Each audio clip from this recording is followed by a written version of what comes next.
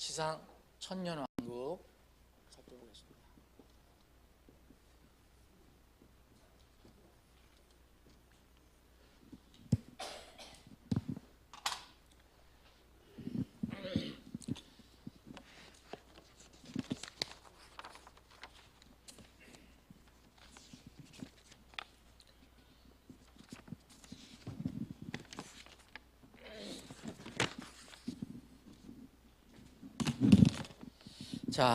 지난주에도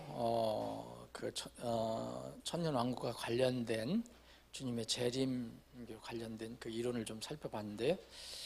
오늘은 지상 천년왕국만 살펴보겠습니다.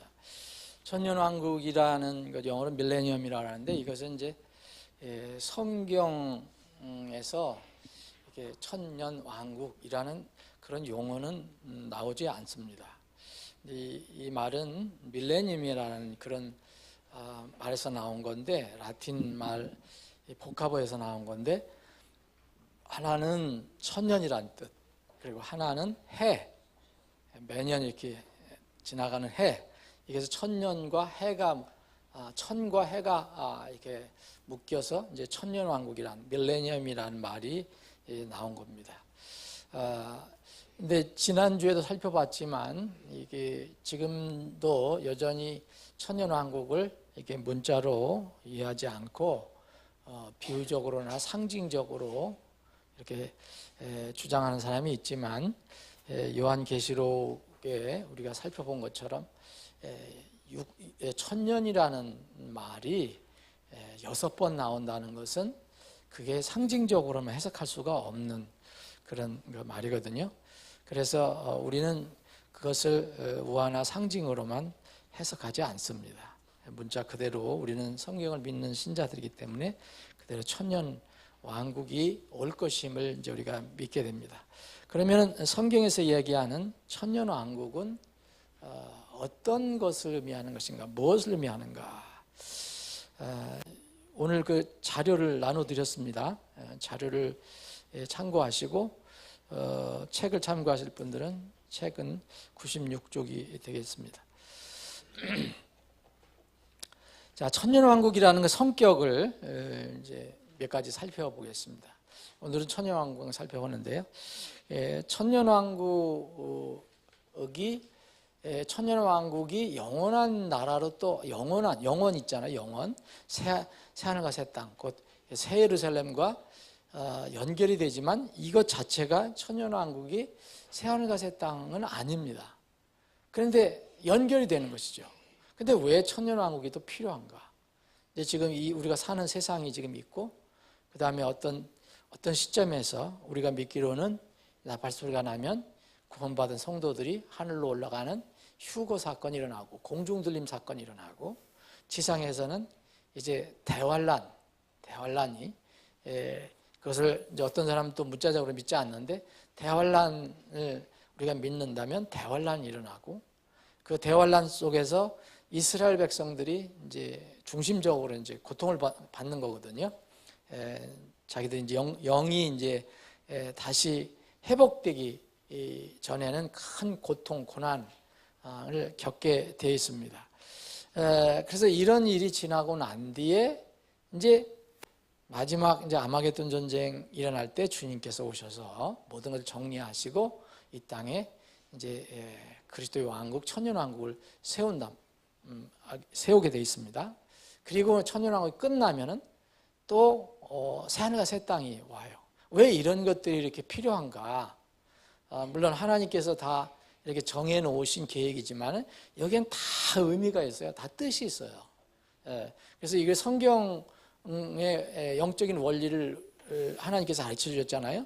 그런 원리에 기초적으로 입각해갖고 그런 하나님의 계획이 있는 것입니다. 왜 천년왕국으로 그냥 끝나면 참 좋은데, 왜 천년왕국이 또 그 그리스도의 왕국이 천년 동안 있다가 나중에 또 한 번에 또 아마겟돈 전쟁이 일어나고, 또 왜 새 예루살렘이 새하늘과 새 땅이 시작되는가? 이런 것들은 다 영적인 원리가 있습니다. 그것을 기초로 해서 이제 우리가 살펴보면 됩니다. 자, 천년왕국은 말 그대로 그 킹덤, 그래서 왕국에 관한 이야기이기 때문에 이 왕국이라고 하면 거기에 땅이 있고 국민이 있고 다스리는 통치자가 있어요. 그래서 그 왕이 바로 그리스도가 되시는 거죠.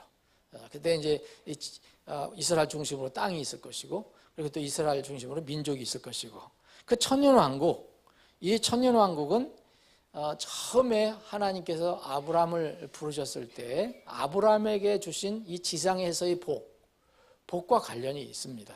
그래서 아브라함, 그리고 아브라함이 죽고 그 다음에 이삭, 그 다음에 또 야곱에게 계속해서 이렇게 약속해 주신, 이제 야곱이 이름이 이제 뭐로 바뀌었습니까? 이스라엘로 바뀌게 되는데, 그래 이스라엘 민족에 관련된 것이 아주 중심적입니다. 그래서 이 천년왕국은 지금도 존재하고 있는, 팔레스타인에 존재하고 있는 이스라엘 민족, 아브라함의 후손, 곧 야곱, 이스라엘이라고 불리는 그런 민족에 관련된 것입니다. 물론 이제 이스라엘 민족과 관련되지만 그 주위에 관련된 또 민족이 있어요. 그렇지만 중심 민족은 이스라엘 민족입니다. 그래서 천년왕국은 중심적으로는 이스라엘의 회복, 그리고 하나님께서 이스라엘에게 약속하셨던 그 약속의 성취와 관련이 있는 것이 바로 천년왕국입니다. 천년왕국. 그래서 이스라엘은 지금 왜 그러면 회복이 필요하고, 이스라엘은 지금 나름대로 국가적으로 많이 이제 우수한 민족이기 때문에 지금 이스라엘이 그래도 잘 사는 편이죠. 그렇지만 이스라엘이 하나님께서 이스라엘 민족에게 주셨던 그 본래의 그 약속은 아직 성취되지 않았습니다. 그것은 이제 미래형이거든요. 이 큰 이유는 뭐냐면, 가장 큰 이유는 이스라엘이 아직 영적으로 눈을 뜨지 못하고 있다는 거죠. 이스라엘의 그 민족은 여전히 있습니다. 그전에 내려왔던 민족은 있어요. 그런데 영적으로 그들에게 이제 앞으로 해야 될 일이, 앞으로 남아있는 일들이 참 많아요. 환난도 이스라엘이 영적으로 지금 눈을 아직 완전히 뜨지 못했기 때문에 일어나는 거거든요.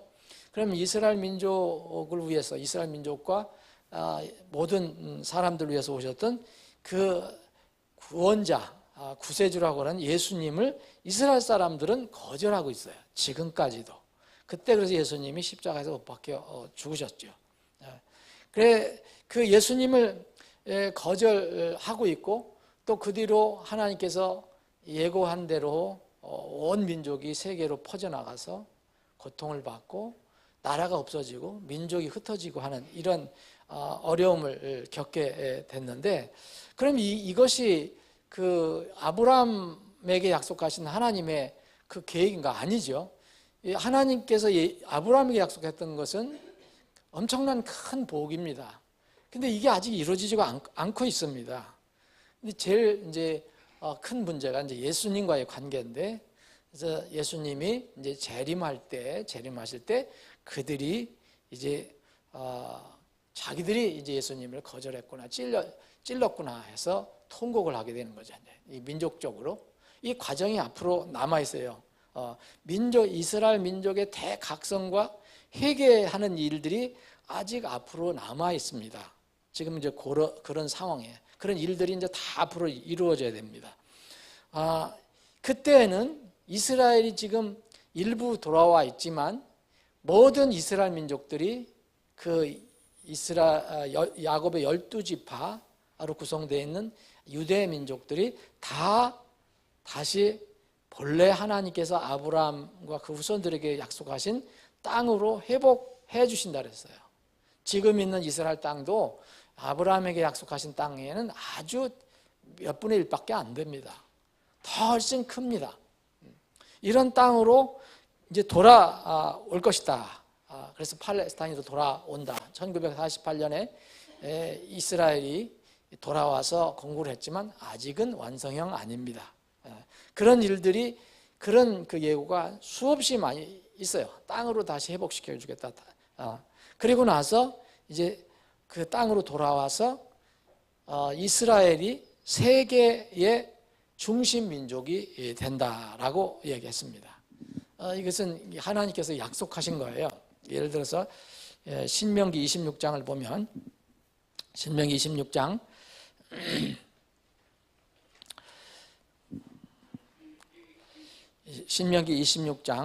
18절 보면 주께서도 네게 약속하신 대로 이날 너를 자신의 특별한 백성을 인정하시고 또 네가 자신의 모든 명령을 지킬 것을 확언하셨은즉 19절 그분께서 자신이 만든 모든 민족들, 여러분 그 모든 민족은 어디서 나왔습니까? 아담과 예브를 통해서 나왔거든요. 그 다음에 이제 홍수가 일어난 뒤에는 이 노아의 세 아들로부터 나왔어요. 민족이. 여기서부터 민족이 쭉 나왔어요. 지난 여름 성경 캠프에서도 다른 민족에 관해서 우리가 이제 살펴봤는데, 이 세계에 있는 모든 민족들은 다 아담과 하와, 또 좁게는 노아의 후손들이에요.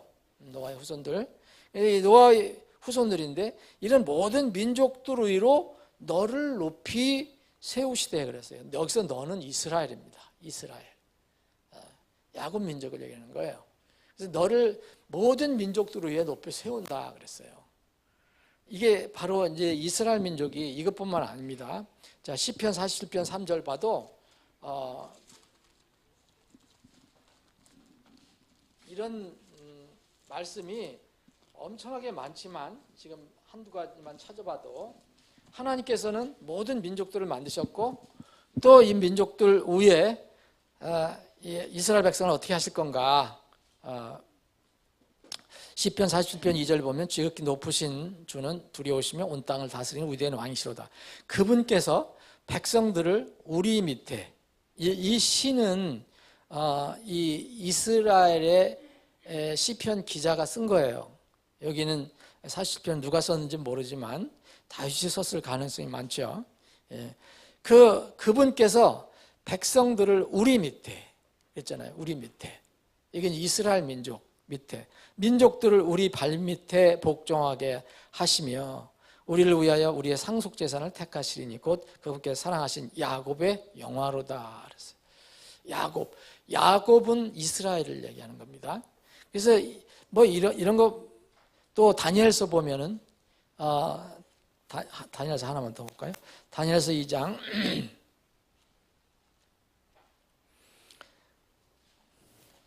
여러분 이 성경을 이렇게 하나님 말씀을 그대로 순수하게 믿으면요 절대 이스라엘을 정치적으로 어떻게 어떤 사람은 어떤 뜻을 가지고 있는지 모르지만 이스라엘을 그렇게 가볍게 보거나 무시하면 안 돼요.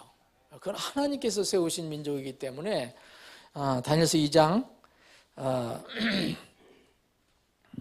다니엘서 2장 44절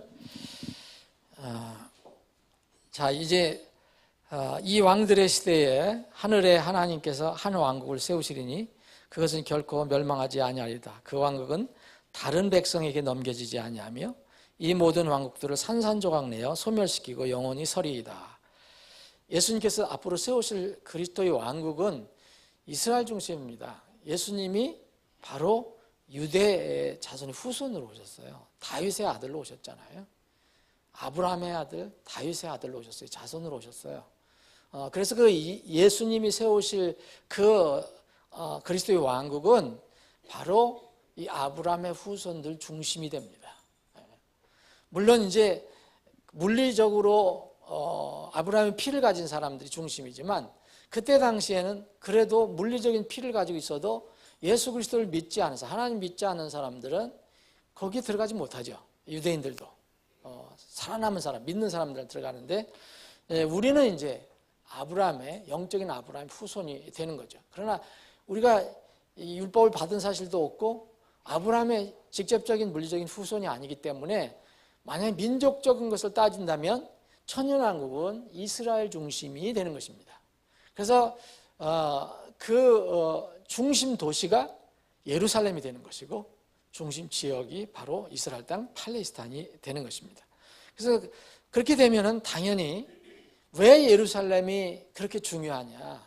왜 예루살렘이 중요하냐? 이 평화의 도시가 왜 중요하냐? 그 팔레스타인 땅의 가장 중심지가 또 예루살렘입니다. 예루살렘은 하나님의 도시라고 불렸고요. 다윗의 도시라고 불렸어요. 여기가 이제 세계 중심이 된 겁니다. 그래서 예수님이 오실 때 스가랴서 14장에 보면 예루살렘으로 오시는 거예요. 예루살렘으로. 중심 도시가 됩니다. 그래서 예루살렘은 모든 민족들이 이제 우러러보는 그런 중심, 그리스도의 왕국의 수도가 되는 거죠. 지금 우리가 예루살렘에 여러 가지 이제 어려운 문제가 있고요. 정치적인 문제, 또 이제 영적인 어떤 문제가 있는데, 그 예루살렘이 지금은 어렵지만, 지금은 4등분 되어 있지만, 4분할이 되어 있지만, 앞으로는 이제 완전히 통일이 돼서, 하나가 돼서, 예수님이 계실 때에 중심 도시가, 세계 중심 도시가 됩니다. 그래서 예루살렘을, 그래서 지금부터, 아니, 그때 시편 기자가 이 글을 기록할 때부터 예루살렘의 평화가 필요했던 겁니다. 그 평화가 지금 이루어지지 않습니다. 예루살렘의 평화가. 언제 이루어지냐? 이제 예수님이 오실 때가 이루어집니다. 그래서 예루살렘의 시편 120편 2절, 120편 6절에 보면 이런 말씀이 있어요. 예루살렘의 평화, 화평을 위해서 기도하라. 그랬어요. 이게 사람들에게, 성경을 읽는 사람들에게 이야기합니다. 예루살렘의 평화를 위해서 기도하라.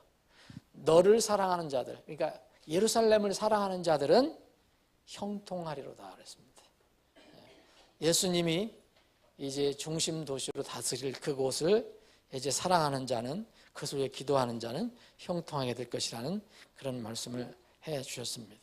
그래서 바로 이 팔레스타인에 세워질, 예루살렘에 세워질 왕국이 다윗에게 약속했던, 다윗의 그 보좌, 그 왕자가 후손들이 계속해서 왕좌를 차지할 것이다 라고 약속했던 그 왕국인데, 바로 다윗의 자손으로 오신 예수님이 왕 중의 왕으로 오십니다.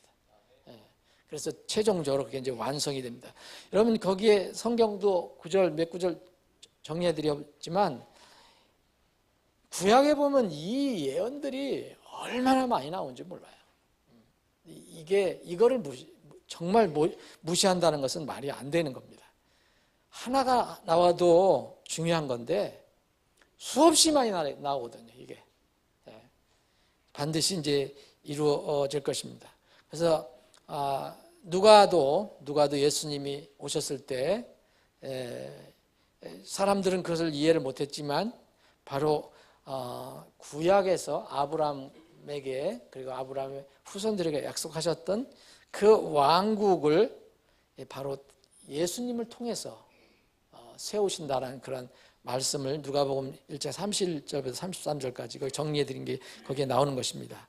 보라, 내가 네 태에 수태하여 아들을 낳고 그의 이름을 예수라 하리라. 그가 크게 되고 가장 높으신 아들이라 불릴 것이요, 주 하나님께서 그의 조상 다윗의 왕자를 그에게 주시리니. 다윗에게 약속하셨던 영원한 왕국, 그 왕국이 결국은 다윗의 자손으로 오신 예수님이 오심으로 인해서 그 예언된 왕국이 완성이 되는 겁니다. 이루어질 것입니다. 그가 영원토록 야곱의 집을 통치하며 그의 왕국이 무궁하리라. 예수님이 야곱의 집 통치하시려, 그리고 다윗의 왕좌에 앉으시려고, 물론 세계를 다 다스리는 그런 분이 되시는 거죠. 이것이 왕국, 천년왕국의 의미입니다. 천년왕국의 의미. 하나님께서 아브라함과 이삭과 야곱에게 약속하신 그 약속을 이루시는 그런 과정이다. 두 번째 천년왕국은 뭐냐? 이제 왕국이라면은 통치가 있어야 되는 겁니다. 통치. 그러면 왕이 있고 통치자가 있잖아요. 그러면 왕이 최고위 통치하지만 그 밑에 또 통치자들이 있습니다. 그래서 예수님께서 지상에 계셨을 때 제자들에게 그 약속을 미리 하셨어요. 제자들이 우리는 주님의 부르심을 받아서 가정도 다 떠나고 부모도 떠나고 다 이제 오직 다 버리고 주님만 따라다니는데 앞으로 주님께서 어떻게 하실 겁니까? 그러니까 나중에 내가 올 때 새롭게 되는 날 너희들 12제자는 12명은 이스라엘의 12지파를 하나씩 맡아서 다스릴 것이다 라고 약속하셨어요. 그건 그들에게 이스라엘 그 지파들을 다스릴 그런 권능을 분명히 주신다고 약속하셨습니다. 12지파를. 그 천년왕국 때는 분명히 다스림이 있습니다. 다스림이 있습니다. 그러면 우리 성도들은 이제 이스라엘 12지파가 아니에요. 우리는 성도들은 이제 나팔 소리가 나면 영화로운 몸으로 바뀌어서 이제는 더 이상 썩지 않을 몸으로 바뀌어갖고 이제 하늘에 주님 앞에 올라갔다가 다시 주님이 지상 재림할 때 같이 내려오거든요. 모든 성도가 다 내려올지 그건 몰라요. 그런데 분명히 내려오는 성도가 있어요. 그럼 이 지상에서 다스림이 있어야 되잖아요. 여러분 이스라엘만 다스릴 게 아니잖아요. 그 지상에 다 여러 곳이 있는데 그 천년왕국 때는 이스라엘만 회복되는 게 아닙니다. 온 지구가 회복되는 겁니다. 근데 이때 다스리는 사람들이 필요하잖아요. 그래서 우리가 놀랍게도 우리가 왕으로 임명됐다는 것이 그때 이제 그게 드러나게 될 것입니다. 우리가 지금 왕으로 임명했다는, 여러분들 지금 뭘 다스려요 지금? 집에서 혹시 다스리는 거 있을지 모르죠. 예? 그런데 이게 진짜 왕이 아니에요. 근데 분명히 우리를 왕으로 삼으셨다고 그러거든요. 요한계시록 1장 6절에 보면 우리를 왕과 제사장으로 삼으신 분께 영광을 돌릴지어다. 그리고 왕과 제사장으로. 근데 우리가 여러분 왕 다스리는 게 뭐가 있어요 지금? 예? 또 계시록 5장 10절에도 보면 우리 하나님을 위해서 우리를 왕과 제사장으로 삼으셨다 그랬어요. 왕과 제사장으로. 제사장은 우리가 하나님께 직접 나갈 수 있는 그런 신분을 가지고 있는 거고, 왕은 뭐예요 여러분? 왕은 그때 분명히 왕이 이루어집니다. 분명히 이루어져요. 이제 여러분들도 왕으로 다스릴 분이 분명히 있어요. 이건 제가 여러분들 기분 좋게 하려고 하는 게 아니라 성경이 약속한 거예요. 자, 누가복음 19장에 보면 문화 이야기, 제가 요새 자주 문화 이야기 하는데 마태복음 25장에는 달란트 비유가 나오고 누가복음 19장에는 문화 이야기가 나와요. 문화는 10종에게 한 문화씩 다 각자 똑같이 주는 거야. 한 문화씩. 한 문화씩 줘. 그래서 이게 인생인데 이거 한 번 주어진 한 번의 인생을 어떻게 잘 소중하게 활용할 것이냐. 그럼 이제 인생을 정리할 때 보면은 어떤 한 문화 받은 사람이 이렇게 얘기합니다. 주여, 저는 주님을 잘 이해하고 주님 명령을 따라서 이제 열심히 살아서 여기 10문화를 남겼습니다. 그렇게 얘기를 해요. 10문화를 남겼습니다. 또 어떤 종은 와서 얘기합니다. 저는 열심히 해서 부지런히 해서 5문화를 남겼습니다. 그렇게 얘기해요. 받은 건 다 똑같아요. 어떤 종은 한 문화를 받았는데 이 주인을 잘못 오해해서 지난번에 말씀드렸지만 강도로 오해를 해갖고 무슨 조폭 강도로 오해해서 두려워서 땅에 묻어가서 아무 일도 안 했어요. 근데 그 사람은 그것도 뺏기고 어두운 데로 끌려가죠. 그런데 이 10문화를 남긴 사람, 5문화를 남긴 사람한테 주님께서 하신 말씀을 드려요. 이거는 꼭 유대인에게 해당되는 게 아니에요. 우리에게 해당되는 겁니다. 그때 주님께서 어떻게 정확하게 이렇게 하실지는 저는 몰라요. 그런데 분명히 주님이 하신 말씀은 1.1획도 허튼 것이 없습니다. 그런데 10문화를 남긴 사람한테 뭐라냐면 내가 너 10문화 남겼지? 그러면 10도시를 통치하는 사람으로 세우겠다 이렇게 얘기했어요. 한번 보세요 여러분들. 거기 나옵니다. 이게 소왕의 소왕, 작은 왕. 여러분이 왕 중의 왕은 절대 될 수 없어요. 그건 주님이에요. 그런데 왕 밑에서 곳곳에서 통치하는 사람, 이걸 이제 옛날에 분봉왕이라고도 하고, 여러분 페르시아 제국이 큰 왕 거기 하나가 있었지만 120 지방이 있었어요. 그것을 다스리는 통치자가 있었어요. 이런 것처럼. 그래서 10문화를 남긴 사람은 10도시를 통치할 권세를 주고 5문화를 남긴 사람은 5도시를 통치할 권세를 준다고 말씀하셨습니다. 주님의 말씀은 그대로 이루어질 것입니다. 그리고 고린도전서 6장을 보면 왜 너희들이 서로 소송하냐. 그때 고약한 사람도 있었잖아요. 소송하냐. 왜 세상 사람들이 너희들을 심판하게 하냐. 왜 법정으로 끌고 가서 서로 그 세상 불신자한테 그런 그 심판을 받냐? 그러면서 고린도전서 6장 2절에 보면 성도들이 세상을 판단, 곧 심판할 것을, 저지할 것을 너희들 왜 알지 못하느냐 그랬어요. 성도들이 분명히 저지할 때가 온다는 거예요. 뭐를 판시하고 심판하고 통치할 때가 온다는 거예요. 그 고린도 교회 성도들에게 얘기했어요. 지금은 아직 이루어지지 않고 있지만 그때는 분명히 이루어질 겁니다. 언제 우리가 이 통치하겠습니까, 여러분? 분명히 지상왕국 때 이 내려오는 사람들은 통치를 할 것입니다. 자, 그래서 우리를 왕으로 세우셨다 그런 거예요. 왕으로. 놀라운 것은 여러분 계시록 한번 2장을 한번 보세요. 계시록 2장. 예수님이 오실 때 계시록 19장에 보면 철장을 가지고 오신다 그래서 이건 뭐냐면 통치자로 오신다는 거예요. 심판자로. 그런데 우리도 적은 왕이기 때문에 우리도 그런 기능을 조금 가지고 있다는 거예요. 그 계시록 2장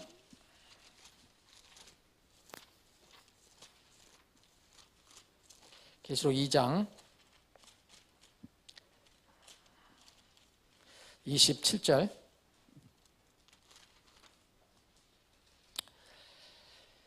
자, 25절부터 읽게요. 다만 너희가 이미 가지고 있는 것을 내가 올 때까지 굳게 붙잡으라. 이기고 나의 행위를 끝까지 지키는 자에게는 내가 민족들을 다스릴 권능을 주리니. 이게 뭡니까, 여러분? 민족들을 다스릴 권능이 이게 뭐예요?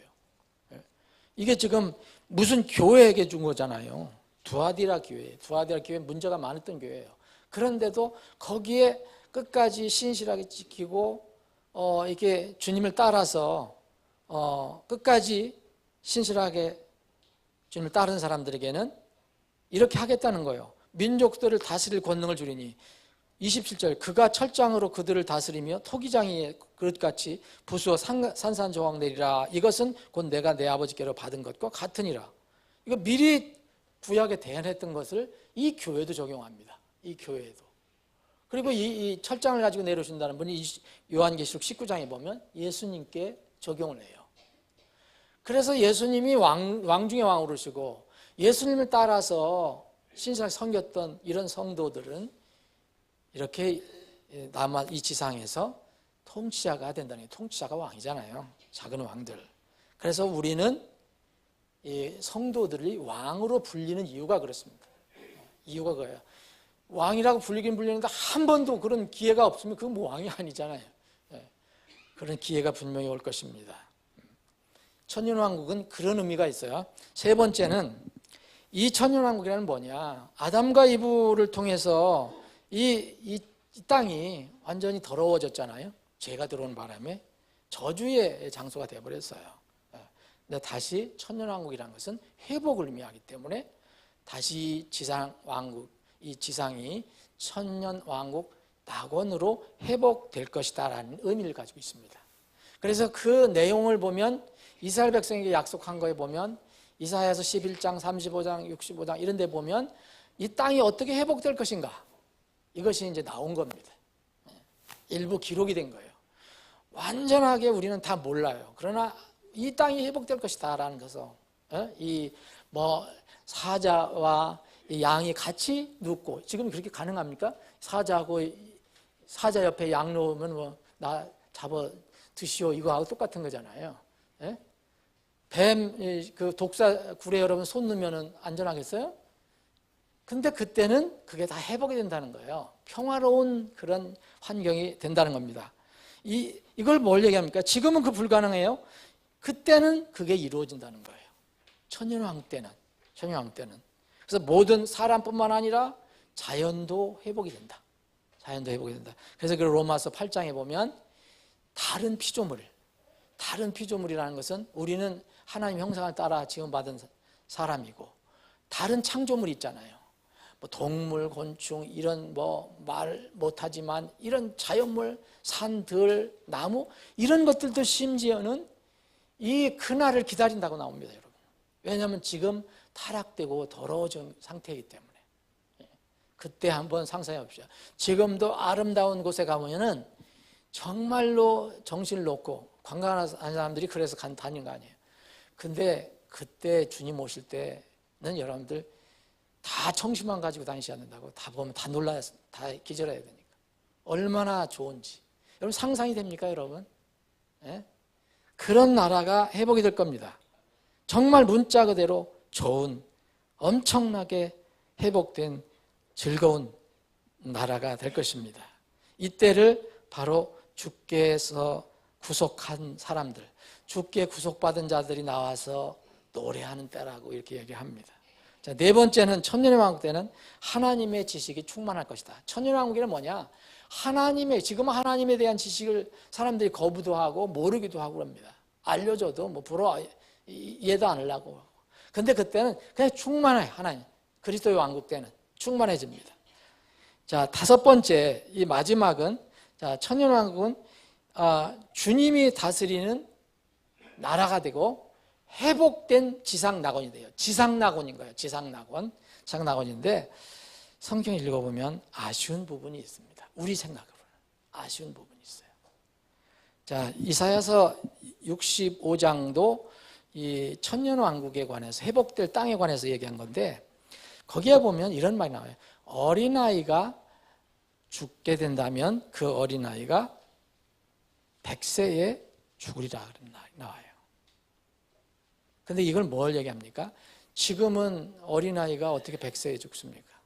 지금 어른 제일 잘 사는 사람도 100세인데, 그만큼 천년왕국에는 수명이 길고 거의 회복된 땅이다라고 볼 수 있어요.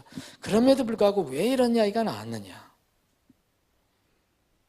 성경은 이 아름답게 회복된 나라에도 죄를 짓는 죄인이 있을 것이라고 암시를 합니다. 지상 천년왕국에서. 자, 예수님이 재림하셔서 철장을 가지고 다스린다 그랬어요. 그런데도 이 천년왕국이 완전한 나라가 아니라는 것은 이제 그 뒷부분에 가서 나옵니다. 어린아이가 100세에 죽는다. 그러면 천년왕국이라는 것은 천년이 정해진 거예요. 천년이 정해졌는데, 이 천년이 정해지고 난 뒤에 또 하나님 경륜에 따라서 그 다음 이어질 것이 뭐라 했습니까? 새하늘과 새 땅이에요. 새하늘과 새 땅이라고 하는 영원 시대가 옵니다. 영원 시대. 하늘에서 새 예루살렘이 내려오고, 이 영원 시대가 오는데, 이 천년왕국은 이 영원 시대 전에 있어야 할 어떤 하나님의 섭리 가운데 있는 계획이에요. 그러면 여기서 왜 이게 필요한가를 이제 알게 됩니다. 자, 아까 초반에도 말씀드렸잖아요. 왜 대환란이 필요합니까? 이스라엘 백성들이 눈을 뜨게 하려고요. 야곱의 환란이 그래서 미리 예언되었던 겁니다. 미리. 예. 근데 천년왕국은 왜, 우리가 영원 세계로 바로 들어가면 좋은데 왜 천년왕국이 필요합니까? 에덴 동산은 지상에 세워졌던 거예요. 지상에서 세워졌던 에덴 동산이 그때 인류의 조상이 하나님께 순종하지 못함으로 이제 그게 폐쇄가 됐습니다. 여러분 보시면 알지만 이게 회복이 되는 거라고 저는 생각합니다. 지상이 회복되는 거예요. 그런 환경 속에서 사는 거예요. 그럼에도 불구하고 한 번 죄가 들어왔었기 때문에 이제는 영원 세계는 아니에요, 이게. 그리고 자, 우리가 지금 만약 나팔 소리가 나면 우리는 영화로운 몸으로 바뀌어요. 이제는 집도 안 가고 장가도 안 가고 하는 그런 몸으로, 천사 같은 몸으로 바뀝니다. 자, 휴거되면. 그런데 여전히 지상에 남아있는 사람들이 있어요. 남아있는 사람 대부분은 이 환란을 겪을 사람은 이스라엘 사람들이죠. 이스라엘은 예수님 오실 때 거의 그때에만 영적으로 회복이 되어 눈이 열려요. 그때 성경이 예언된 겁니다. 그것도 하나님께서 하신 거예요. 그들에게 회개의 영을 부어주세요. 그래서 그들이 눈을 뜨고 예수님을 인정하게 되는 거죠. 근데 이 과정에서 이제 죽은 사람이 있을 것이고, 과정에서 환란 때. 근데 나중에 회개하는 사람들은 어디로 들어갑니까? 그때 부활 승천하는 게 아니에요. 이 사람들은 지상왕국으로 들어가는 겁니다. 지상왕국으로. 그래서 아주 중요한 원리가 하나 남아 있습니다. 휴거에서 올라간 사람들은 영화로움을 봤기 때문에 종족 번식을 안 합니다. 그런데 지상에서 남아있는 사람들은 여전히 인간이기 때문에 지상왕국이 세워질 때에 구원받은 사람은 육체를 가지고 지상왕국에 들어갑니다. 대부분 이스라엘 사람들. 그래서 이스라엘 사람들이 모래와 같이 또 번성한다는 얘기가 또 여기서도 또 성취가 돼요. 엄청나게 늘어나지. 여러분 그런 환경 속에서 아름다운 나라에서 모든 조건이 다 갖추어진 나라에서 여러분 더군다나 100세 죽는 사람이 저주를 받는 건데 1000년을 산다면 얼마나 많은 사람들이 생기겠습니까, 여러분? 거기에 바로 그 번식한 사람들이 많이 생겨야 되는 겁니다. 그러면 이제 이해가 되는 부분이 나와요. 천년왕국의 뒤에 잠시 여러분 요한계시록 20장을 보시면 천년왕국이 끝날 때 왜 천년왕국이 시작되기 전에 이 그 마귀를 잡아서 아주 불 속에 집어넣지 않으시고 무조건에 잠깐이 천년이에요. 천년 동안 갇혀 놓으시는가 이거예요. 천년 동안 이 지상에 얼마나 많은 사람들이 생기겠습니까? 구원받은 그 부모를 통해서 한번 구원받으면 그 사람들은 영원한 구원 아니지만 그 부모들을 통해서 나온 수많은 사람이 생깁니다. 천년왕국이 끝날 때쯤 어떻게 된다 그랬어요? 성경은 뭐라 하냐면 이 요한계시록 20장 7절에 보면 그 천년이 다 참에 사탄이 자기 감옥에서 풀려나리라 그랬어요. 왜 풀려나겠습니까? 여러분 이 아주 기본적인 원리가 있어요. 사람들은 거듭나지 않으면 절대로 하나님 왕국에 못 들어가요. 영원 세계로 못 들어가는 거예요. 거듭나지 않으면. 그럼 그때 아무리 좋은 환경이라도 그 자손들은 거듭난 겁니까? 한 번 난 겁니까? 한 번 난 거예요. 900살을 살아도 한 번 난 겁니다. 아무리 경건한 부모를 통해서 나와도 그때는 한 번 난 거예요. 부모를 통해서 나온 거예요. 그러면 이 사람들이 천년왕국 들어가려면 그 영원한 세계를 들어가려면 어떻게 합니까? 하나님 계신 영원한 곳에 들어가려면 거듭나야 되잖아요. 그러니까 거듭난 것을 어떻게 확인할 수 있습니까? 여러분 천년왕국이 다 찰 때 사탄이 자기 감옥에서 풀려나요. 그러면 8절에 보면 나가서 땅의 사방에 있는 민족들 곡과 마곡을 속이며 그들을 함께 모아 전쟁을 하게 해요. 그 많은 사람들을 다시 모아서 전쟁을 해요. 그들이 땅의 넓은 곳에 올라가서 성도들의 진영, 거기에 구원받은 성도도 있고 주님이 다스리는 그런 그곳을 또 공격을 합니다. 이게 마지막에 일어나는 아마겟돈 전쟁이에요. 이때 하늘에서 불이 나와서 하나님으로부터 불이 내려와 그들을 삼키고 그들을 속인 마귀가 불과 호수에 이제 영원히 던져지게 됩니다. 이게 바로 천년왕국의 마지막 마귀가 풀려날 때는 뭘 하냐? 거듭난 사람하고 거듭나지 않은 사람들을 분별하기 위해서 풀어냅니다. 그리고 나서 이 거듭나지 않은 사람, 마귀와 연합해서 공격했던 사람은 다 심판을 받고 구원받은 사람들만 이제 영원한 세계로 들어갑니다. 그래서 21장에 보면 새 예루살렘이 나오는 거예요. 새 하늘과 새 땅이 나오는 겁니다. 이게 완성입니다. 이게 완성. 참된 신자, 거짓 신자, 알곡과 가라지는요, 아무리 환경이 좋아도 거듭나지 않으면 그 사람은 가라지고 아무리 어려운 환경 속에서도 거듭나면 그 사람이 알곡이 되는 겁니다. 그런 원리, 우리가 복음을 전하는 원리가 그때 천년왕국 때도 마지막에 적용될 것입니다.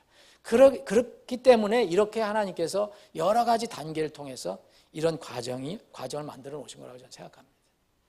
우리 천년왕국을 눈앞에 두고 있습니다. 그러나 우리는 천년왕국이 중요한 목표가 아닙니다. 우리는 들림받아서 주님 앞에 서는 것입니다. 영화로운 마음으로. 그래서 주님과 함께 내려와서 통치하는 것이 우리의 다음 일입니다. 아버지 하나님, 오늘도 저희들에게 믿음을 주셔서 하나님 집에 모이게 하시고 함께 말씀을 나눌 수 있는 기회를 주셔서 감사합니다. 이 시간 이후로 진행되는 모든 절차를 주님의 손에 의탁합니다. 하늘의 소망, 변할 수 없는 소망을 가지고 있는 사람들이 함께 모여 주님을 찬양하고 경배합니다. 우리의 찬양과 경배를 주님 기뻐 받아 주시옵소서. 거룩하신 예수님의 이름으로 기도합니다. 아멘.